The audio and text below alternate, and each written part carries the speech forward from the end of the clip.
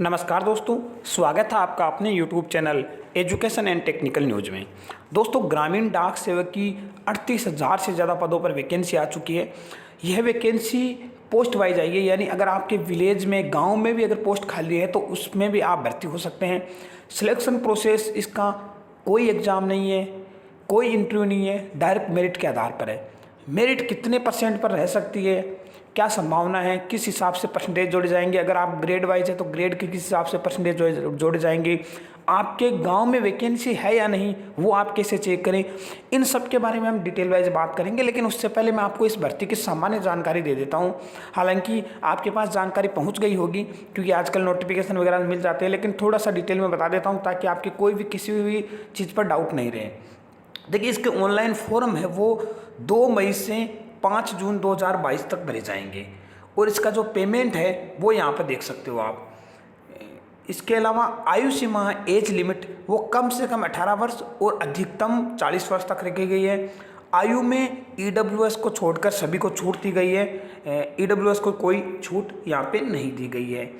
इसके अलावा आपको मैं बता दूं एजुकेशन क्वालिफिकेशन इसके अंदर क्या है। देखिए, एजुकेशन क्वालिफिकेशन 10th पास रखी गई है। इससे अलावा कोई भी क्वालिफिकेशन है तो उसके नंबर आपके मेरिट में नहीं जोड़े जाएंगे, सिर्फ 10th के नंबर जोड़े जाएंगे। वो 10th की क्वालिफिकेशन होनी चाहिए। इसके अलावा लोकल जो आपकी लैंग्वेज है उसका ज्ञान, नॉलेज होना चाहिए आपके पास। हिंदी और इंग्लिश या लोकल लैंग्वेज का नॉर्मल नॉलेज होना चाहिए। हिंदी, वैसे इंग्लिश का तो कोई बेसिकली नॉलेज रहता है 10th पास को, बाकी लोकल लैंग्वेज का यहाँ पर ज़रूरी है। इसके अलावा हम आगे बात करें, एप्लीकेशन फ़ीस की बात करें तो एप्लीकेशन फ़ीस 100 रुपये रखी गई है। किन के लिए? जनरल, ओबीसी और ईडब्ल्यूएस के लिए। इसके अलावा SC ST और PWD कैंडिडेट या फीमेल कैंडिडेट हो तो आपके लिए कोई शुल्क नहीं रखा गया है। ऑनलाइन इसका आवेदन करना है। ऑनलाइन आवेदन के लिए ये चीज़ आपको ध्यान में रखनी है। Father's name, mother's name, email ID, mobile number, date of birth, general, ये चीज़ें आपको भरनी है। रजिस्ट्रेशन सिर्फ एक ही बार होगा। आपका ध्यान रखना है कि दोबारा रजिस्ट्रेशन आप नहीं कर सकते हैं। सिलेक्शन आपका 10th बेस पर होगा। उसकी भी डिटेल में लास्ट में और बता दूंगा कि किस हिसाब से आपका सिलेक्शन में क्या परसेंटेज रह सकते हैं, क्या किस हिसाब से रहेगा सिलेक्शन, वो और डिटेल में बता दूँ। डॉक्यूमेंट आपको सारे अपलोड करने हैं और इसके अंदर आपको सिग्नेचर, अपनी फ़ोटो अपलोड करने हैं और 10th की मार्कशीट की फ़ोटोकॉपी आपको अपलोड करनी है। जो प्रोफाइल यहाँ पर ब्रांच पोस्ट मास्टर के लिए क्या है उसके बारे में आपको डिटेल दी गई है। इसके अलावा असिस्टेंट ब्रांच पोस्ट मास्टर के बारे में भी यहाँ पे डिटेल दी गई है। अगर आप दोनों पोस्ट में से किसी के लिए अप्लाई करना चाहते हैं तो उसके लिए आप देख लें कि उनके लिए क्या काम करना पड़ेगा। इसके अलावा डाक सेवक की भी यहाँ बताई गई है।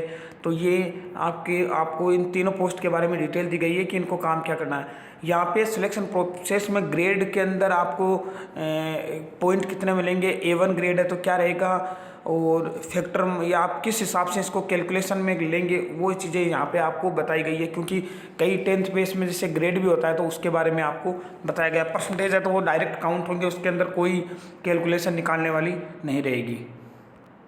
अब सबसे इम्पोर्टेंट बात पर करते हैं अपन, इसका सिलेक्शन किस आधार पर होगा। देखिए, आपने चाहे बीटेक की डिग्री ली हो, कितनी भी बड़ी डिग्री ली हो, उसके एक भी नंबर नहीं जोड़े जाएंगे, सिर्फ 10th के नंबर जोड़े जाएंगे। 10th के ऊपर आपके कितने परसेंटेज है और इसकी कट ऑफ किस हिसाब से रहेगी। कट ऑफ रहेगी आप जिस पोस्ट के लिए आवेदन कर रहे हैं उसके अंदर कितने आवेदन आए। अगर कम परसेंटेज वालों के आवेदन कम आएंगे तो आपकी कट ऑफ कम रहेगी, ज़्यादा आएंगे तो ज़्यादा। लेकिन पिछले जो 2-3 भर्तियों की अगर हम बात करें तो इसकी कट ऑफ काफ़ी हाई भी नहीं बोल सकते, इसे मीडियम बोल सकते हैं। क्योंकि पहले परसेंटेज बेस भी कम रहता था, आजकल तो 2-3 साल ऐसे गए हैं, 2-3 साल मानिए कि 2015 के बाद में 10th का जो परसेंटेज है वैसे वो भी हाई रहने लग गया। ओवरेज ओवरऑल देखें तो अपन लगभग 70 से 80 के बीच में रहने लग गया है। तो इसके अंदर आपके 80 के आसपास की कट ऑफ रहती है। थोड़ा सा पोस्ट के ऊपर भी डिपेंड कर, एग्जिट तो नहीं बता सकता लेकिन आगे पीछे 1-2% का कोई बड़ी बात नहीं है। तो आप अपने विलेज की पोस्ट कैसे देखें वो मैं आपको बताता हूँ। क्योंकि आवेदन करते समय ये ध्यान रखना है कि आपके गांव में कितनी पोस्ट है तो वो जनरल की है, ओबीसी की है, SC की है, ST किस की है। तो देखिए, मैं आपको स्टेप बाय स्टेप्स के बारे में बता देता हूँ। विलेज वाइज वैकेंसी देखने के लिए आपको क्या करना है, गूगल में टाइप करना है STUDYGOVTEXAM study government exam search करना है। उसके अंदर आपको 2 वेबसाइट दिखाई देगी, दूसरी वेबसाइट .in है, .in पर क्लिक करना है। इस पर क्लिक करते ही सबसे ऊपर इसका डायरेक्ट लिंक भी मैं आपको पोस्ट के नीचे दे दूंगा ताकि आपको इजीली रहे, थोड़ी दिक्कत नहीं हो, एकदम आराम से चेक कर सकते हो आपकी। ये देखिए इंडिया पोस्ट GDS रिक्वायरमेंट 2022, इस पर क्लिक करना है। यहाँ पर आपको अब विलेज वाइज वैकेंसी की डिटेल दी गई है, आपके गांव में वैकेंसी है या नहीं है। नीचे जैसे ही आप स्क्रॉल करते जाओगे तो नीचे आपको विलेज वाइज पोस्ट का ऑप्शन मिलेगा। ये देखिए विलेज वाइज पोस्ट, इस पर क्लिक करना है। इस पर जैसे ही आप क्लिक करोगे तो आपके इंडिया के जितने भी स्टेट है उनका नाम आएगा। आप किस स्टेट से हैं उस पर क्लिक करना है। आप जिस भी स्टेट से हैं उस पर क्लिक करें। जैसे मान लीजिए आप बिहार से हैं तो बिहार पे क्लिक कर दीजिए। इसके बाद में बिहार के अंदर आपको डिस्ट्रिक्ट कौन सा है, डिस्ट्रिक्ट के अंदर आपके ये ध्यान रखें कि आप पिन कोड भी इसके अंदर दिए मिलेंगे। एक बात का विशेष ध्यान रखें, इस पर वेबसाइट पर थोड़ा ट्रैफिक ज़्यादा रहता है, इसलिए कई बार खुल नहीं पाती है। जैसे बिहार का नहीं खुला तो हमने राजस्थान का ओपन कर लिया है। तो राजस्थान में जैसे आप किस ज़िले से हैं, मान लीजिए आप जयपुर से हैं तो जयपुर पर क्लिक कर दीजिए। जिस भी ज़िले से हैं आप वहीं पर क्लिक कीजिए ताकि इसके अंदर आपको डिटेल वाइज वैकेंसी की जानकारी मिल सके।